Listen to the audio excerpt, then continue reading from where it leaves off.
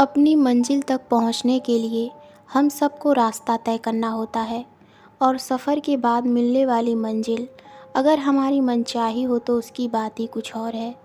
और क्या होगा अगर सफ़र ख़त्म ही ना हो? क्या होगा अगर रास्ता अनंत हो?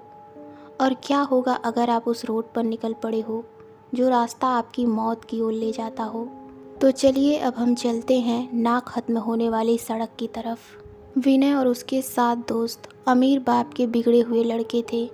उन्हें ना गरीबों की परवाह थी और ना ही फ़िक्र। उनका जो मन करता था वह वही करते थे।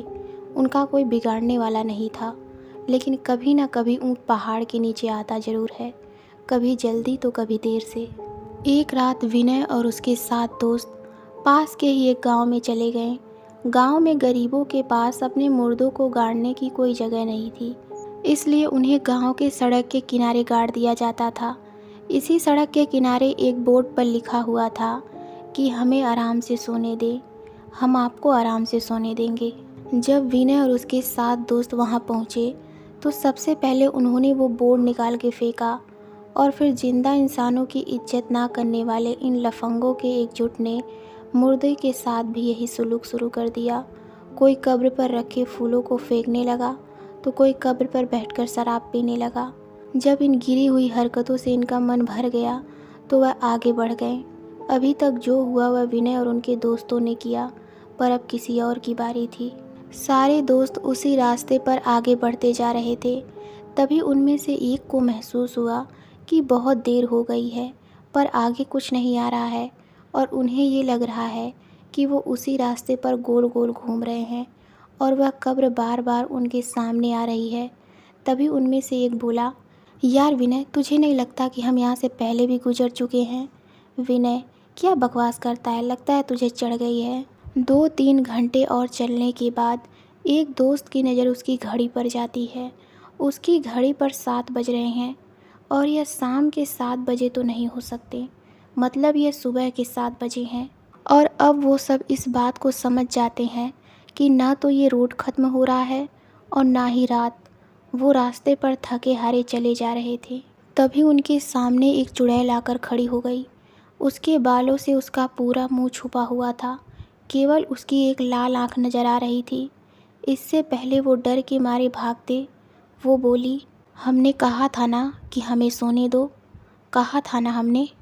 ये कहते हुए उसने अपने हाथ में रखा एक भाला सारे दोस्तों की तरफ फेंका और उनमें से एक के सीने में आकर लगा और उसकी मौत हो गई।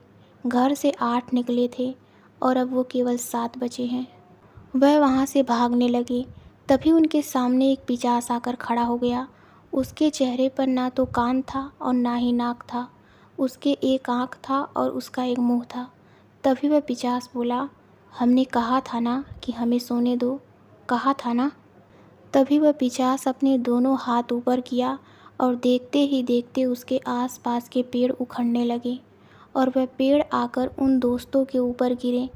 इन सब के बीच 3 और दोस्तों की मौत हो गई और अब इनमें से केवल 4 दोस्त बचे।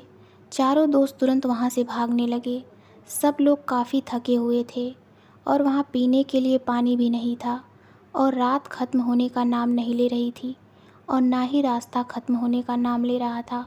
तभी एक दोस्त बोला, विनय, हमने इन लोगों को सोते हुए परेशान करके अच्छा नहीं किया, ये हमसे इसी बात का बदला ले रहे हैं। इतने में उन्होंने देखा कि रोड पे एक गड्ढा हुआ है और उनमें से एक दोस्त गड्ढे में जा गिरा। अब 3 दोस्त बचे थे। तभी उनमें से एक दोस्त बोला, क्यों ना हम अपनी गलती सुधार लें, हमने जो कुछ भी उन कब्रों पर किया अगर हम लोग उसे ठीक कर देते हैं तो शायद हमारी जान बच जाए। विनय, बिल्कुल ठीक कहते हो। यह कहकर वे तीनों वापस उसी कब्र की तरफ चले गए और वे जो फूल उन्होंने फेंके थे वापस उसी कब्र पर रख दिया। जो पत्थर उन्होंने फेंके थे वो वापस वहाँ पर लगा दिया। जो शराब की बोतल कब्र पर रखी थी वह वहाँ से हटा दिया। वो ये सब कर ही रहे थे तभी आसमान से एक चुड़ैल उड़ती हुई आई और एक को ले गई। अब 2 ही बचे थे। तभी एक दोस्त बोला, अब हम क्या करें विनय, हमने तो सब कुछ सुधार दिया तब भी कुछ फ़र्क नहीं पड़ रहा है। विनय, रुको, तुम्हें याद है सबसे पहले हमने वो बोर्ड निकाल कर फेंका था? दोस्त, हाँ हाँ, बिल्कुल ठीक कह रहे हो। आओ उसे ठीक करके वापस लगा दिया जाए। यह कहकर दोनों वापस बोट को लगाने लगे। तभी उनके सामने वही चुड़ैल और पिशाच आ गए और उनकी तरफ बढ़ने लगे। यह देखकर वह दोनों और तेज बोट को उस पुरानी जगह पर गाड़ने लगे और इससे पहले कि चुड़ैल और पिशाच उनके सामने पहुंचते, उन्होंने बोट को पुरानी जगह पर अच्छे से लगा दिया और देखते ही देखते चुड़ैल और पिशाच दोनों गायब हो गए। और अब धीरे धीरे आसमान से अंधेरा जाने लगा और सुबह हो गई। बचे हुए दोनों दोस्त अपनी गाड़ी में बैठकर भाग गए। अब इन सोते हुए लोगों को दोबारा कोई नहीं परेशान करेगा। तो दोस्तों, आपको ये कहानी कैसी लगी हमें कमेंट में ज़रूर बताइए। तो मिलते हैं अगली कहानी में। धन्यवाद।